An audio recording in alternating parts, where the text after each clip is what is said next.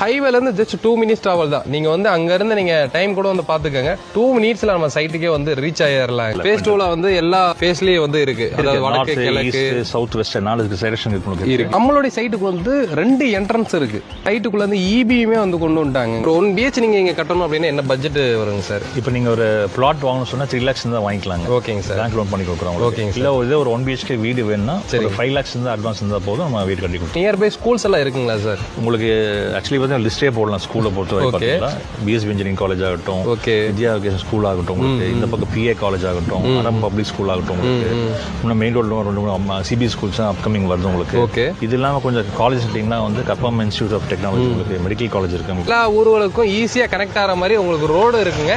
So இந்த main ரோட்ல இருந்து பாத்தீங்கன்னா வந்து உங்களுக்கு நம்ம சைட்டோட என்ட்ரன்ஸ் ஸ்டார்ட் ஆயிருது. ஆக்சுவலா நம்ம சைட்டுக்குள்ள இருந்து தான் பேக் சைடு ஒரு சைட் போட்டிருக்காங்க. அவங்களே இந்த ரூட்ல தான் போகவே முடியும். நிறைய இடத்துல ப்ராஜெக்ட் போறாங்கன்னா சுத்தி வீடே இருக்காது. அந்த சைட்டே பாத்தீங்கன்னா வந்து டெவலப்மெண்ட் பண்ணி அப்படி இப்படின்னு சொல்லி ஸோ ரேட் அதிகமா வந்து சொல்றாங்க. பட் இவங்க பாத்தீங்கன்னா வந்து ப்ராப்பரா ஒரு டிடிசிபி பிளாட்டுக்கு என்னென்ன தேவையோ எல்லா அம்யூனிட்டிஸும் உள்ள கொண்டு வந்துட்டாங்க.